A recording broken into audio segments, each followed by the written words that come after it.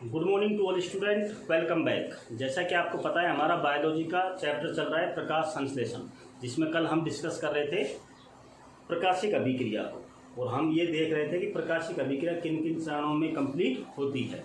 ठीक है, उसमें हमने 4 चरण कल डिस्कस कर लिए थे। 5वां चरण है हमारा, जिसके अंतर्गत हम पढ़ेंगे लाल पतन को, इमर्सन प्रभाव को और वर्णक तंत्र या प्रकाश तंत्र को। ठीक है बच्चों, तो ये क्या हैं, इनके बारे में किसने बताया? तो देखिए, इमर्सन एक वैज्ञानिक था। कौन? इमर्सन। तो इमर्सन और उसके साथियों ने 1957 में विभिन्न तरंग दैर्घ्य वाले प्रकाश की किरणों का प्रकाश संश्लेषण की दर पर क्या प्रभाव पड़ता है, इसका अध्ययन किया।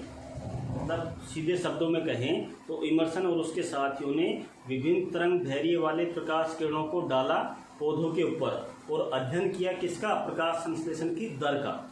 ठीक है, और कुछ निष्कर्ष निकाले। वो निष्कर्ष ही क्या है? लाल पतन, इमर्सन प्रभाव और वर्णक तंत्र। क्लियर है? तो सबसे पहले पढ़ेंगे हम लाल पतन। क्या पढ़ेंगे? लाल पतन। तो इमर्सन और उसके साथियों ने देखा कि जब पौधे के ऊपर 680 नैनोमीटर से अधिक तरंग दैर्घ्य वाले प्रकाश को डाला जाता है, जब पौधे के ऊपर 680 नैनोमीटर तरंग दैर्घ्य से अधिक प्रकाश को डाला जाता है, या ये कहें कि लाल प्रकाश किरणों को डाला जाता है, तो प्रकाश संश्लेषण की दर क्या हो जाती है? अचानक कम हो जाती है। इस घटना को उन्होंने क्या नाम दिया? लाल पतन नाम दिया। क्या नाम दिया? लाल पतन नाम दिया। ठीक है, लाल पतन क्यों नाम दिया गया? क्योंकि प्रकाश संश्लेषण की दर में जो एक कमी आई है, ये कमी किसके कारण आई है? ये कमी प्रकाश के वर्णक्रम के लाल क्षेत्र से संबंधित है। भाई, प्रकाश वर्णक्रम का कौन सी किरणें डाली है? लाल कलर की जो किरणें हैं वही तो डाली हैं। तो इस कारण से इस घटना को क्या नाम दिया गया? लाल पतन नाम दिया गया। क्लियर है? तो ये टॉपिक था लाल पतन। अब टॉपिक डिस्कस करते हैं हम इमर्सन प्रभाव। तो आगे देखिए, अगला है इमर्सन प्रभाव या इमर्सन वृद्धिकरण प्रभाव। ठीक है, तो ये क्या है? देखिए, दो मिश्रित तरंग दैर्घ्य वाले प्रकाश, दो प्रकाश किरणें ली हमने। कौन कौन सी? एक 680 नैनोमीटर से अधिक और एक 680 नैनोमीटर से कम तरंग दैर्घ्य वाली। ठीक है, तो दो मिश्रित तरंग दैर्घ्य वाले प्रकाश में प्रकाश संश्लेषण की दर, ठीक है, उन दोनों तरंग दैर्घ्यों पर अलग अलग होने वाले प्रकाश संश्लेषण की दर से अधिक होती है। इस घटना को क्या कहते हैं? इमर्सन प्रभाव कहते हैं। ठीक है, कि हमने 680 नैनोमीटर से अधिक की प्रकाश किरणें ली और 680 नैनोमीटर से कम तरंग दैर्घ्य के प्रकाश की किरणें ली। ठीक है, वो दोनों को मिश्रित करके पौधे के ऊपर डाला, तो जो प्रकाश संश्लेषण की दर आई वो नोट कर ली। वो प्रकाश संश्लेषण की दर अधिक होगी किससे? जब हम इंडिविजुअल एक बार तो डाला 680 नैनोमीटर से कम तरंग दैर्घ्य वाला प्रकाश, और एक बार डाला 680 नैनोमीटर से अधिक तरंग दैर्घ्य वाले प्रकाश। ठीक है, उनका योग करेंगे, उससे अधिक प्रकाश संश्लेषण की दर कब आती है? जब दोनों तरंग दैर्घ्य वाले प्रकाश को मिश्रित करके डाला जाता है। ठीक है, तो ये घटना ही क्या कहलाती है? इमर्सन वर्गीकरण प्रभाव कहलाती है। क्या कहलाती है? इमर्सन वर्गीकरण प्रभाव। ठीक है, अब इमर्सन के इस प्रभाव से क्या निष्कर्ष निकला? तो इमर्सन के इस प्रभाव से यह पता लगा कि पादपों में जो प्रकाश संश्लेषण के लिए कम से कम 2 वर्णक तंत्र काम करते हैं। प्रकाश संश्लेषण में पौधों में कम से कम 2 वर्णक तंत्र काम करते हैं। एक तो वो जो अधिक तरंग दैर्घ्य वाले प्रकाश को अवशोषित करता है, एक वर्णक तंत्र वो जो कम तरंग दैर्घ्य वाले प्रकाश को अवशोषित करता है। इसका पता किससे लगा? इमर्सन वर्गीकरण प्रभाव से। किससे? इमर्सन वर्गीकरण प्रभाव से। तो क्या चीजें निकल के बाहर आई कि पौधों में प्रकाश संश्लेषण क्रिया में 2 पिगमेंट सिस्टम या 2 वर्णक तंत्र या 2 प्रकाश तंत्र, जिसको फोटो सिस्टम कहते हैं, PS फर्स्ट और PS सेकंड, 2 वर्णक तंत्र काम करते हैं। ठीक है, तो अगला टॉपिक हमारा क्या आएगा? वर्णक तंत्र। इसको डिस्कस करेंगे। क्लियर है? तो अब हम बात करते हैं वर्णक तंत्र की। किसकी? वर्णक तंत्र की, जिसको हम प्रकाश तंत्र भी बोलते हैं। क्या बोलते हैं? प्रकाश तंत्र। तो इनको हम पिगमेंट सिस्टम या फोटो सिस्टम बोलते हैं। क्लियर है? देखिए, प्रकाश संश्लेषण की क्रिया में 2 वर्णक समूह काम आते हैं। प्रकाश संश्लेषण क्रिया जब पौधों में होती है, तो प्रकाश संश्लेषण की क्रिया में पादपों में 2 वर्णक समूह काम करते हैं। उनको क्या कहते हैं? एक को कहते हैं प्रकाश तंत्र फर्स्ट, जिसको शॉर्ट में हम PS फर्स्ट लिखते हैं, और दूसरे को कहते हैं प्रकाश तंत्र सेकंड या पीएस सेकंड। क्लियर है? प्रकाश तंत्र जो फर्स्ट होता है, मतलब ये क्या है, वर्णक जो है पिगमेंट जो है उनका समूह है। ठीक है, तो वर्णक के दो समूह काम करते हैं प्रकाश संश्लेषण क्रिया में, जिनके नाम है पीएस फर्स्ट और पीएस सेकंड। पीएस फर्स्ट जो है वो अधिक तरंग दैर्घ्य वाले प्रकाश का अवशोषण करता है, जबकि पीएस सेकंड जो है वो कम तरंग दैर्घ्य वाले प्रकाश का अवशोषण करता है। क्लियर है यहाँ तक? ठीक है। अब प्रत्येक प्रकाश तंत्र का जो निर्माण, जो पीएस फर्स्ट और पीएस सेकंड है, इनका निर्माण, तो प्रत्येक प्रकाश तंत्र का निर्माण 300 से 400 वर्णक अणुओं के द्वारा होता है। या ये कहें कि प्रत्येक प्रकाश तंत्र में 300 से 400 वर्णक अणु जो है वो भाग लेते हैं। क्लियर है? ठीक है। अब प्रत्येक प्रकाश तंत्र में एक अभिक्रिया केंद्र होता है, या कहें कि एक ऐसा वर्णक अणु होता है जो सबसे अधिक तरंग दैर्घ्य वाले प्रकाश का अवशोषण करता है। उसको क्या कहते हैं? अभिक्रिया केंद्र कहते हैं। क्या कहते हैं? अभिक्रिया केंद्र। ठीक है। तो प्रकाश तंत्र में एक अभिक्रिया केंद्र होता है, जिसके चारों ओर क्या होते हैं? सहायक वर्णक पाए जाते हैं। इन सहायक वर्णकों को हम क्या कहते हैं? एंटीना अणु। क्या बोलते हैं? एंटीना अणु बोलते हैं। ठीक है। इन एंटीना अणुओं का क्या काम होता है? तो ये एंटीना अणु ही प्रकाश ऊर्जा को क्या करते हैं? अवशोषित करते हैं। और किसको ट्रांसफर करते हैं? अभिक्रिया केंद्र को। किसको ट्रांसफर करते हैं? अभिक्रिया केंद्र को। इस डायग्राम में देखो, ये जो है ये अभिक्रिया केंद्र है, मतलब ये वो वर्णक अणु है जो सबसे अधिक तरंग दैर्घ्य वाले प्रकाश को अवशोषित करेगा। इसके अलावा इसके आसपास क्या है? सहायक वर्णक है, जिनको हम क्या बोल रहे हैं? एंटीना अणु बोल रहे हैं। एंटीना अणु क्या करेंगे? विभिन्न प्रकार की तरंग दैर्घ्य वाले प्रकाश को अवशोषित करके और ऊर्जा कहाँ ट्रांसफर करेंगे? अभिक्रिया केंद्र में। ठीक है। इसके बाद अभिक्रिया केंद्र का जो वर्णक है, अभिक्रिया केंद्र जो वर्णक है, वो वर्णक क्या होगा? उत्तेजित होगा और उससे क्या रिलीज होंगे? इलेक्ट्रॉन रिलीज होंगे। आ रही है बात समझ में? ठीक है।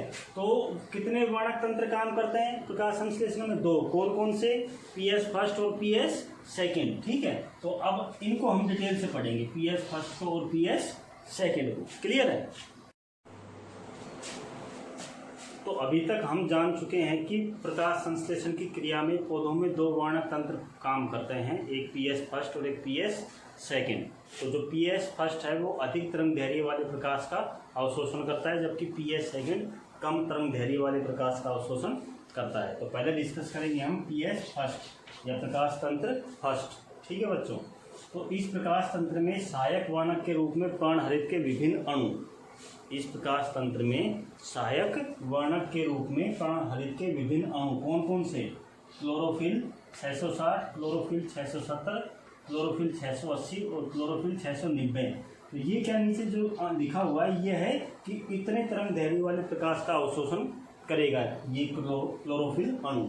इसका मतलब ये, जैसे नीचे 670 लिखा हुआ है तो इसका मतलब ये 670 नैनोमीटर तरंग दैर्घ्य वाले जो प्रकाश है उसका अवशोषण करेगा। ठीक है।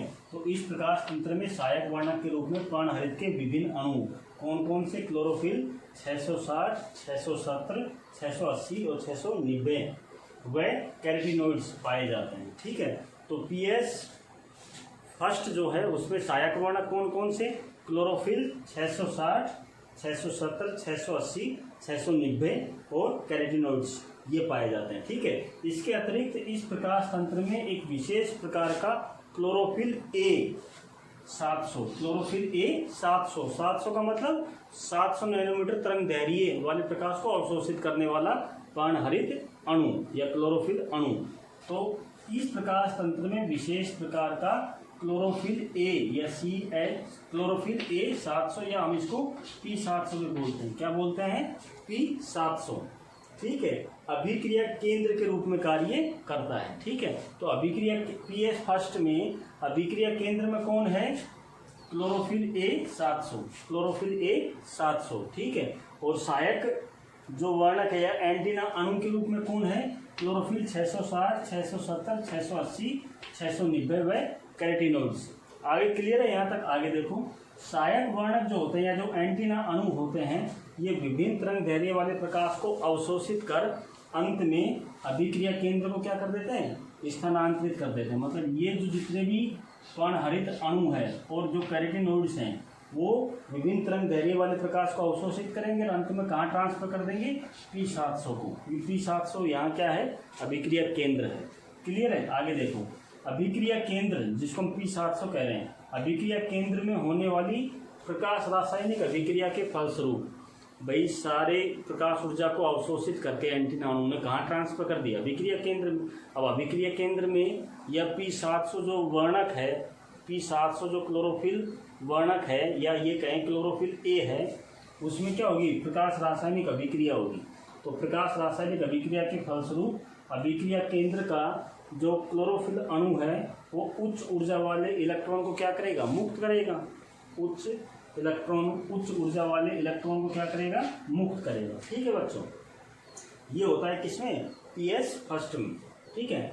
अब जो PS फर्स्ट है या प्रकाश तंत्र जो फर्स्ट है वो ग्रेना और स्ट्रोमा दोनों की थाइलेकॉइड में पाया जाता है। ठीक है। और यह प्रकाश फास्फोरिलीकरण की चक्रीय व अचक्रीय दोनों अभिक्रिया में भाग लेता है। ये डिटेल से पढ़ेंगे अपन आगे इसी चैप्टर में, चक्रीय व अचक्रीय क्या है। तो PS फर्स्ट प्रकाश फास्फोरिलीकरण की चक्रीय और अचक्रीय दोनों अभिक्रिया में भाग लेता है। ठीक है। और PS फर्स्ट ग्रेना व स्ट्रोमा दोनों के थाइलेकॉइड में पाया जाता है। इसके अभिक्रिया केंद्र में क्लोरोफिल A700 होता है और सहायक वर्णक के रूप में या एंटीना अणु के रूप में क्लोरोफिल 660, 670, 680 और 690 होते हैं और कैरोटीनॉइड्स होते हैं। ठीक है। एंटीना अणु या सहायक वर्णक जो होते हैं वो विभिन्न तरंग दैर्घ्य वाले प्रकाश को अवशोषित करते हैं और ट्रांसफर करते हैं किसको, अभिक्रिया केंद्र को। ठीक है। जब अभिक्रिया केंद्र के पास वो प्रकाश ऊर्जा आती है तो अभिक्रिया केंद्र में जो क्लोरोफिल A700 है वो उत्तेजित होगा। वो क्या होगा, उत्तेजित होगा और उससे उच्च ऊर्जा वाले इलेक्ट्रॉन क्या होंगे, रिलीज होंगे। आगे बात समझ में। तो ये किस में होता है, PS फर्स्ट में। ठीक है। अब इस PS फर्स्ट में ये सब कैसे कैसे होता है, तो वो है PS फर्स्ट की क्रिया विधि। तो अगला टॉपिक आता है हमारा PS फर्स्ट की क्रिया विधि। तो अब बात करते हैं PS फर्स्ट की क्रिया विधि की। तो PS फर्स्ट का जो अभिक्रिया केंद्र कौन है, क्लोरोफिल A700। तो PS फर्स्ट का अभिक्रिया केंद्र प्रकाश ऊर्जा को अवशोषित करके क्या मुक्त करता है, इलेक्ट्रॉन मुक्त करता है। क्या मुक्त करता है, इलेक्ट्रॉन मुक्त करता है। ठीक है। इलेक्ट्रॉन मुक्त होने से अभिक्रिया केंद्र का जो पर्णहरित है क्लोरोफिल A700 वो क्या हो जाता है, ऑक्सीकृत अवस्था में आ जाता है। कैसी अवस्था में आ जाता है, ऑक्सीकृत अवस्था में। क्यों, क्योंकि उसमें से इलेक्ट्रॉन रिलीज हो गया, इलेक्ट्रॉन निकल गया। ठीक है।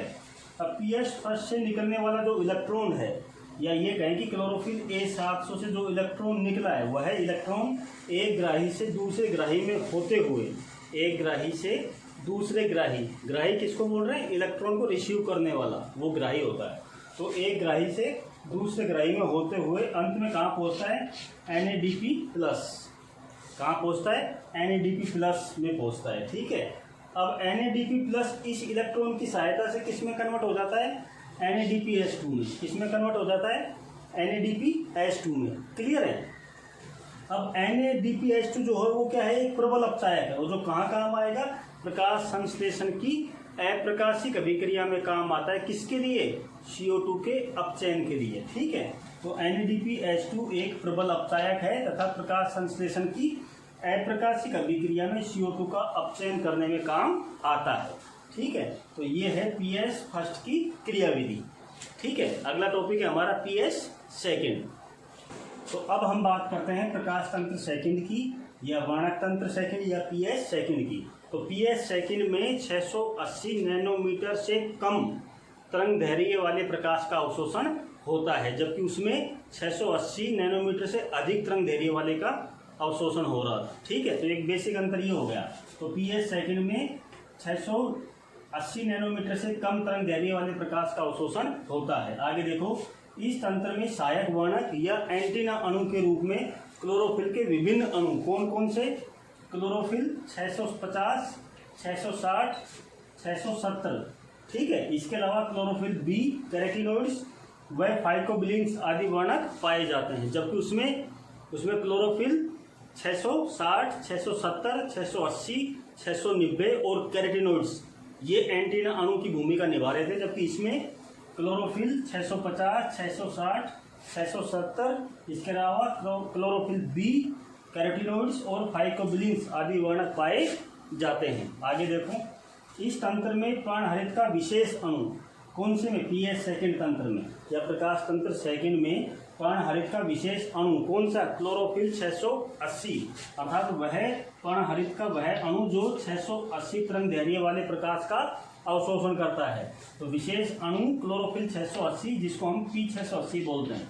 क्या बोलेंगे यहाँ? P680 अभिक्रिया केंद्र की भांति कार्य करता है, जबकि उसमें पीएस फर्स्ट में कौन कर रहा था? पीएस फर्स्ट में क्लोरोफिल A700, क्लोरोफिल A700 या P700 अभिक्रिया केंद्र की भूमिका निभा रहा था। यहाँ P680 या क्लोरोफिल 680 अभिक्रिया केंद्र की भांति कार्य करता है। तो साथ साथ अंतर भी देखते चलो आप, किसमें?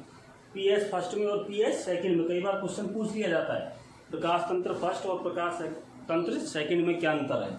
आगे देखो, तो जो ये सहायक वर्णक हैं, जितने भी सहायक वर्णक हैं, ये प्रकाश ऊर्जा को अवशोषित करके किसको ट्रांसफर करते हैं? P680 को। किसको ट्रांसफर करते हैं? P680 को।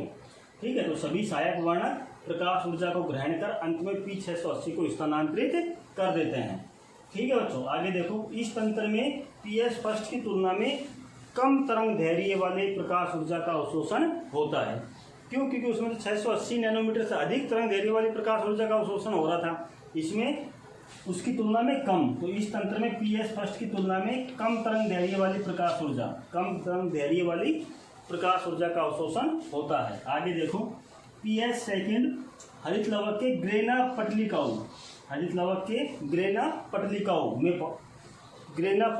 पर पाया जाता है, जबकि पीएस जो फर्स्ट था वो कहाँ पाया जा रहा था? वो ग्रेना व स्ट्रोमा दोनों के थाइलाकॉइड में पाया जा रहा था। लेकिन यहाँ जो पीएस सेकंड है वो हरित लवक की ग्रेना पटलिकाओं पर पाया जाता है तथा इसका उपयोग केवल अचक्रीय प्रकाश फास्फोरिलीकरण में होता है, जबकि पीएस फर्स्ट का उपयोग चक्रीय और अचक्रीय दोनों प्रकाश फास्फोरिलीकरण में हो रहा था, जबकि पीएस सेकंड का उपयोग केवल अचक्रीय प्रकाश फास्फोरिलीकरण में होता है। ठीक है बच्चों, अब बात करेंगे हम प्रकाश तंत्र सेकंड या पीएस सेकंड की क्रियाविधि की। तो अब हम बात करते हैं पीएस सेकंड की क्रियाविधि की। देखिए क्रियाविधि क्या है। तो पीएस सेकंड का अभिक्रिया केंद्र कौन है? P680। तो पीएस सेकंड का अभिक्रिया केंद्र जो कि P680 है, प्रकाश ऊर्जा को ग्रहण करके क्या हो जाता है? उत्तेजित हो जाता है। और क्या मुक्त करता है? इलेक्ट्रॉन मुक्त करता है।